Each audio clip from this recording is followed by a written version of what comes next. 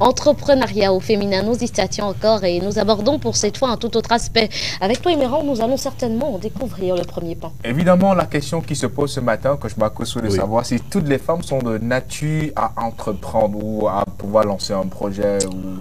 Oui, d'ailleurs, on fait des enfants, c'est une entreprise, c'est déjà important, c'est déjà apprendre, c'est poser à maîtriser, c'est déjà faire beaucoup de choses. Elles produisent, un peu comme les usines, et puis il y a beaucoup de gens qui produisent, et surtout quand ils sont pauvres, elles produisent beaucoup encore. Donc oui, tout le monde peut entreprendre, on peut faire le cold boss, on peut faire beaucoup de choses. Oui, tout le monde peut entreprendre, sauf que c'est à des degrés divers, à des degrés différents, et donc bien sûr, il faut comprendre qu'on a des niveaux en fonction de ce que l'on veut, juste un peu quelque chose pour gagner un peu d'argent, ça se peut, et donc il n'y a pas de super femme qui puisse peut-être se prévaloir d'avoir beaucoup plus de chances que d'autres, d'aptitudes que d'autres. Toutes peuvent le faire et il faut le savoir. Waouh. Marlise, tu peux le faire. Louise Armel, toi également, oui, tu peux le faire. J'ai entrepris 2 fois. Elle a déjà entrepris plus de... Et puis, est-ce que c'est entreprendre jusqu'à ce niveau? Vous avez parlé de plusieurs formes d'entrepreneuriat. Oui, bien sûr qu'elle peut aussi. Il suffit juste qu'elle ait une volonté, il suffit juste qu'elle veuille. En fait. Cet entrepreneuriat-là, il est naturel, bon, sauf pour celles qui ont la malchance. Mais c'est déjà beaucoup de choses, il n'y a même pas de malchance là-dessus, c'est beaucoup de choses, je pense que c'est suffisamment important, parce que vous savez, un enfant, c'est tout un projet. C'est beaucoup de choses, d'accord? Il faut y penser, il faut peut-être arriver jusqu'à ce que cela arrive. Il faut maintenant continuer cette œuvre, construire la personne jusqu'à ce que la personne devienne ce que vous êtes avec votre tête. Alors ça, c'est déjà un peu important. Et donc, je pense que ça, déjà, c'est déjà entreprendre. Maintenant, au-delà de ça, si vous voulez parler d'une cape, dans de l'argent, alors il y a aussi beaucoup de possibilités de pouvoir entreprendre. Et la femme a cette possibilité naturellement d'entreprendre. Vous voyez, quand elle peut prendre juste peut-être des biceps, essayer de vendre ça ici, peut-être un an, peut-être quelque chose de 5-10 francs en plus, c'est déjà suffisant. Elle peut peut-être laver, elle peut peut-être laver le sol, peut-être amener les enfants du voisin au boulot, pardon, je vais dire à l'école. Et déjà, c'est déjà suffisant pour qu'elles gagnent quelque chose. Donc, elles peuvent entreprendre. Elles sont même trop intelligentes pour entreprendre. Je crois que si on les écoute souvent, si on les booste un peu, ça peut être intelligent, ça peut être intéressant. J'ai peut-être une question personnelle avant que tu n'abordes la tienne, s'il vous plaît, coach. Alors, quelle peinture vous faites-vous de ces femmes employées et entrepreneurs en même temps? Alors, c'est très intéressant parce qu'elles veulent joindre les deux bouts. C'est que en économie, il y a des règles souveraines. Peut-être un jour on parlera de ça, au fond. Parce qu'il y a beaucoup de gens qui sont pauvres parce qu'ils ne savent pas gérer leur économie, ils ne savent pas gérer l'argent. Vous ne pouvez pas, par exemple, gagner 100 000 francs et avoir une maison de 45 000.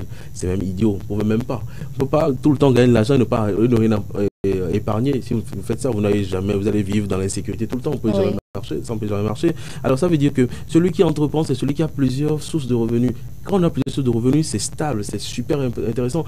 Tous les économistes demandent ça. Personne ne peut avoir une source de revenus, une seule source de revenus et pouvoir s'en sortir dans la vie, c'est impossible. Parce qu'au-delà de ça, les besoins vont prendre le pas et ça va et ça va pas pouvoir se tenir. Donc, si je suis employé et que j'ai en même temps d'autres sources de revenus, parce que je vends des pains pas derrière ou bien je vends peut-être les chaussures, ou les chemises, les chemises, oui, comme beaucoup de gens me frappent par ici, à vendre des chemises, vendre des Bermudas, etc. Alors, avec ça, naturellement, parce que les femmes viennent et font les yeux doux, moi, toi-même, tu sais un peu dire non, tu vas dire quelque ouais. Bon, si tu dis non, c'est un peu la honte de te prendre, tu vas dire que ouais, je fais comment. Même quand elle est claire, c'est les frappeuses. Attends, pas tenter. Vous savez pourquoi? Parce que ce qu'on doit vendre à 5 000, même toi, tu as honte et tu donnes 45 000. Tu achètes en même temps autre chose, tu achètes en même temps. Ouais. Donc c'est un peu ça. Donc je crois que oui, bien sûr, il faut vivement qu'elle le fasse, qu'elle ne puisse pas seulement faire une seule chose. Et puis pour les hommes aussi, c'est important. Il va y avoir plusieurs sources de revenus cet été. Bon, je pense également qu'il est important d'avoir des prérequis avant de se lancer. Ah bien sûr que quand on se lance à cœur joie ou peut-être très aveuglé, ça ne marchera pas. Il vaut mieux avoir déjà des aptitudes, il faut les développer, il faut savoir exactement ce que l'on veut. On ne se lance pas en affaires parce que on veut seulement, on identifie un besoin des autres et autour de soi il y a beaucoup de besoins. Notre mari a un besoin forcément et à travers lui on voit le besoin des autres maris, les autres époux. C'est ça aussi le problème et les femmes ne font pas attention à ça. À travers nos enfants nous découvrons des besoins et à travers nos enfants tous les autres enfants ont sans doute les mêmes besoins. Donc on peut commencer par réfléchir simplement à combler ces besoins. En les comblant on est en train d'entreprendre naturellement et on est en train de se faire de l'argent naturellement parce que tous ceux qui cherchent de l'argent résolvent le problème des autres. Quand vous résolvez le problème de quelqu'un, alors vous commencez par avoir de l'argent naturellement, vous répondez aux problèmes des autres. Naturellement. Et dans cet état de choses, les femmes font face à ce qui est traditionnellement appelé la promotion canapé. Elles y font face bon nombre de fois dans l'univers de l'entrepreneuriat, des compromissions devant Quels conseils pouvez-vous donner aux Alors, femmes? il est important de savoir que le monde des affaires, ce n'est pas le monde des enfants de cœur. C'est pas évident. C'est trop dur, c'est trop stressant, c'est trop compliqué parfois. Et les femmes ont un raccourci important. Elles ont ce qu'on appelle capital naturel. Oui, bien sûr. Capital naturel, c'est que c'est là, on ne paye pas. Oui. C'est pas le savon, ça ne finit pas. Évidemment. Vous prenez votre part, vous pâtez. Vous pensez que vous avez tout pris alors que vous n'avez rien pris, en fait, rigoureusement. Et donc, c'est un peu ça. Malheureusement, elles veulent des raccourcis comme ça pour peut-être s'offrir la chance de gagner plus vite, un peu trop tôt. Par exemple, j'ai parlé des chemises tout à l'heure. Quand vous allez livrer à 1h du matin, vous-même vous attendez à quoi? Est-ce que c'est en ce moment-là qu'il faut payer 100 000 ou 150 000? Vous ne savez rien. Mais de toute façon, c'est très rapide parce qu'au fond, on vous désire au-delà de ce que vous donnez. Puisqu'il faut vous acheter avant d'acheter ce que vous avez. Bien sûr que quand vous êtes belle, quand vous êtes une femme, on vous achète tout de suite. Vous voyez, on veut peut-être avoir un autre projet, d'aider votre projet à vous, qui est de soutenir l'argent de quelqu'un. Donc c'est ça la chose la plus importante. Et là-dessus, beaucoup de femmes tombent dans ce piège de se laisser aller, peut-être sexuellement parlant, le canapé. Malheureusement ou quand même heureusement? Malheureusement, parce qu'au fond, elles y laissent des plumes. Malheureusement, elles sont plumées après. Et c'est ça qui est compliqué, parce que tu vas vendre si tu es intelligente, parce que si tu n'es même pas intelligente, on va même te plumer et tu ne vendras même rien. Si, bien sûr. Bien sûr, donc il vaut mieux être très intelligent. Donc parfois, quand elles sont un peu trop intelligentes, elles finissent par vendre. Mais le problème, c'est que elles se vendent elles-mêmes.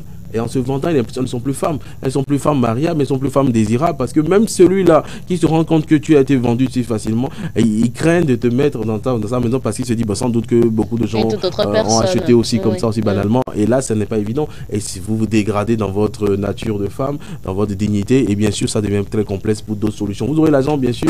Vous n'aurez pas d'autre chose. Vous n'aurez pas d'autre chose. Donc je pense que c'est tout ceci ensemble qui pourrait forcément permettre aux femmes de ne pas se piéger. Vous êtes des commerciales femmes, ça veut dire que vous devez faire attention pour ne pas vous vendre et vendre vos produits, c'est utile. Vous êtes par exemple colbosseuse et tout ça, vous n'avez pas besoin de faire des études doux à quelqu'un avant qu'il achète des crédits de 10 000 ou de 100 000. C'est à vous de vous vendre et d'être intelligente pour que le sexe ne soit pas devant. Vendez votre produit en vous faisant désirer, c'est beaucoup plus simple. Alors, coach Marcos, on vous acclame déjà par là avec des grands bruits. Les gars font tomber les choses. Vous savez ce qui est bizarre? Même si je leur dis taisez-vous, les pierres vont m'acclamer parce que vous là vous êtes tellement chiche. Même les bancs vont m'acclamer, même le bruit. Ils sont obligés de faire tomber les gens pour vous acclamer. Vous êtes trop chiche. Vous êtes trop chiche. Mais c'est bien. Faites-nous savoir, coach, au-delà de l'enthousiasme de la femme camerounaise, peut-elle trouver sa place dans le monde des affaires? Il y a une chose qui est vraie, la femme camerounaise, elle n'a pas compris, en tout cas dans son environnement déjà, il y a une difficulté, c'est qu'il y a des frappeurs naturels, patentés, il y a des gens qui sont tous des voyous, en tout cas, ou qui vont peut-être chercher à être plus intelligents, parce que finalement, c'est la jungle.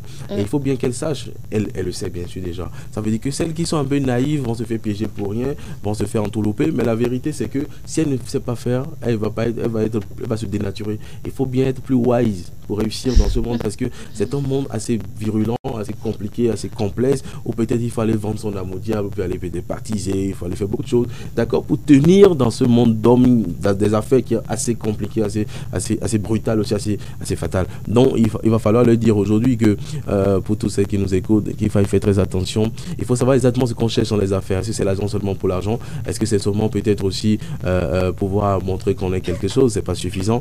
Et il vaut mieux faire l'effort de pouvoir, au-delà de tout, garder sa dignité de femme et de savoir que l'argent, ça va passer. Mais ce qui pourrait ne pas passer facilement, c'est peut-être la malchance que vous aurez accumulée avec le temps, ou peut-être tout le malheur que vous aurez peut-être attiré à vous sans le vouloir. Donc faites très attention, gagnez de l'argent, entreprenez, c'est sûr, mais en même temps, soyez intelligent, ne soyez pas bête. Je crois que nous gagnerons donc à avoir des femmes intelligentes d'ici à ce que ces dernières puissent converger vers l'univers de l'entrepreneuriat. Avec vous, coach Makwessou, nous l'aurons encore compris d'une toute autre façon ce jour, d'ici à en découvrir une toute autre demain aussi. Oui, bien sûr, parce que demain, on parlera maintenant des affaires, mais aussi peut-être dans la vie de couple, comment ça peut avoir. Il y a par exemple des hommes qui refusent à leur femme de pouvoir se lancer dans les affaires et tout ça. Comment on peut concilier ça? Comment ça peut se faire? Est-ce que le fait d'être tout le temps absente, parce que quand on est dans les affaires, à un moment donné, on n'a pas le temps d'être à la maison, comment on peut concilier ça? Parfois, elles sont trop fatiguées, sexuellement parlant, elles rentrent le soir, elles s'endorment. Tu la réveilles même, chérie, je suis fatigué, non, pardon, attends 1h du matin. 1h, elle ne va pas te réveiller, hein. À 1h du matin même, c'est compliqué. Vous voyez, comment est-ce qu'on peut concilier tout ça pour que ce soit intéressant? Je pense que c'est ça qu'on parlera demain. D'accord. Merci à vous, coach Makwessou. Très belle journée surtout. Allez, portez-vous bien. Soyez moins jaloux. Portez-vous bien. Soignez votre tête. Ma tête, elle est naturelle. On va recevoir Liliane Foguin, c'est ça? Finalement, le juste équilibre, c'est un peu d'amour, un peu de jalousie. Et Liliane Foguin ne me dira pas le contraire. Je pense que c'est un mot que pour en prôner.